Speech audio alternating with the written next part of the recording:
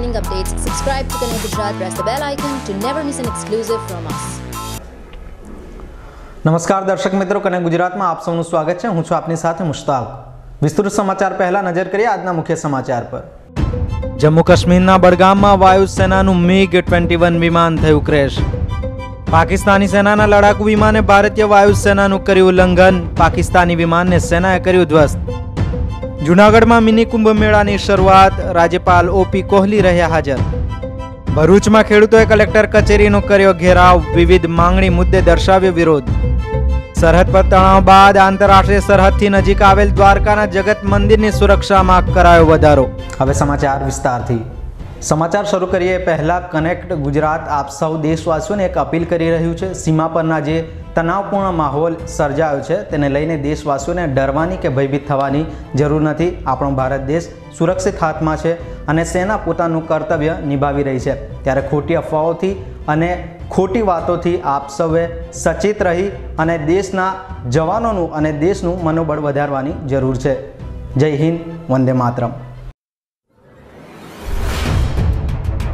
સીમા ઉપર થયેલા તણાવના સંજોગો અનુસાર આપણો દેશ સુરક્ષિત હાથમાં છે. આપણા દેશનું સુરક્ષા બળ વધુ મજબૂત છે. આથી કનેક્ટ ગુજરાત આપ સૌ દેશવાસીઓને એક અપીલ કરે છે કે દેશની જનતાને કોઈ પણ હિસાબે ડરવાની કે ભયભીત થવાની જરૂર નથી અને ખોટી અફવાઓથી સાવધાન રહેવાનું સચેત કરે છે. કોઈ પણ અફવાઓ આપણા દેશવાસીઓ તરફથી ફેલાય નહીં તેનું ધ્યાન રાખે. આપણા દેશવાસીઓનું આ એક કર્તવ્ય છે કે આપણે સેના અને આપણી સરકારનું મનોબળ વધારીએ. જય હિન્દ, વંદે માતરમ.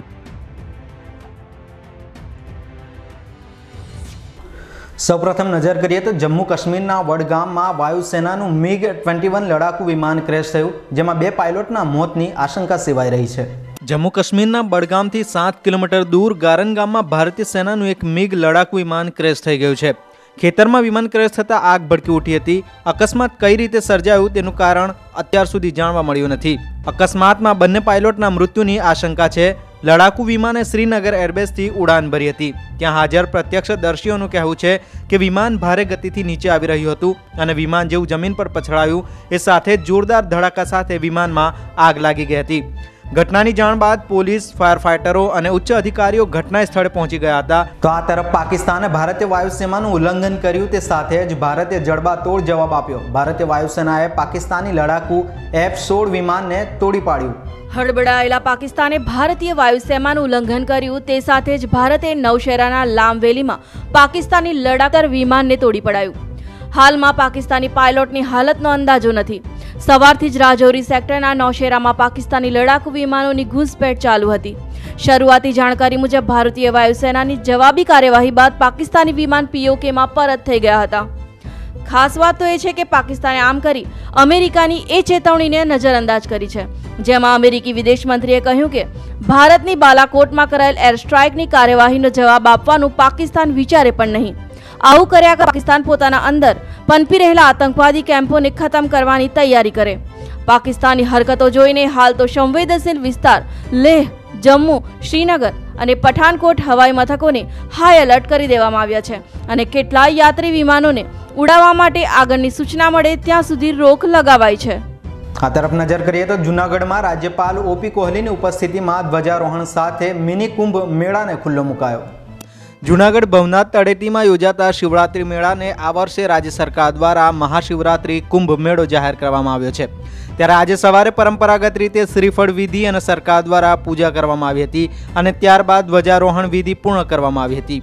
રાજ્યપાલ OP કોહલીની ઉપસ્થિતિમાં ધ્વજારોહણ તથા ઉદ્ઘાટન કાર્યક્રમમાં યોજાયો હતો અને વિધિવત રીતે મેળાને ખુલ્લો મૂકવામાં આવ્યો હતો.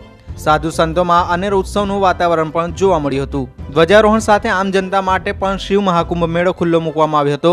આ મેળામાં અલગ અલગ દિવસે વિધિગત પ્રોગ્રામનું આયોજન કરવામાં આવ્યું છે. સર્વ જનતા આ વિધિગત મિની કુંભના દર્શન કરે એના માટે સર્વ પ્રજાને સાધુ સંતો અને સરકાર દ્વારા આમંત્રિત કરવામાં આવ્યા છે.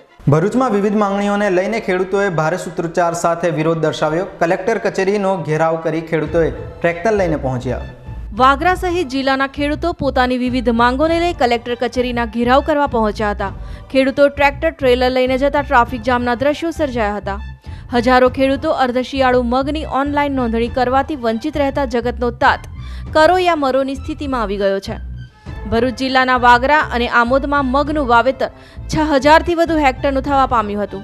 અર્ધશિયાળુ મગની નોંધણીથી હજારો ખેડૂતો વંચિત રહેતા લાખો રૂપિયાનું નુકસાન થઈ રહ્યું છે.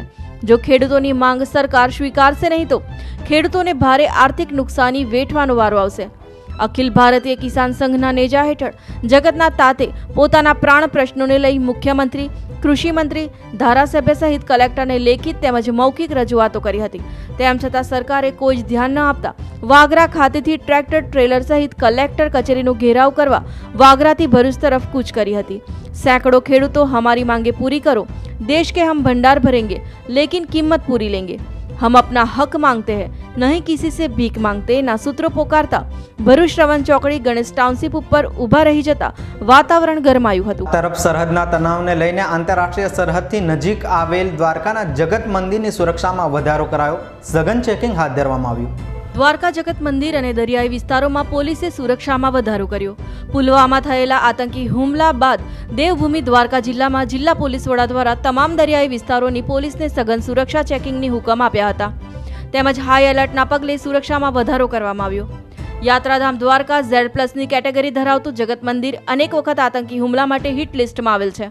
ખાસ કરીને યાત્રાધામ દ્વારકા જતા તમામ વાહનોને ચેકપોસ્ટ તેમજ હાઈવે પર પેટ્રોલિંગ હાથ ધરાયું હતું.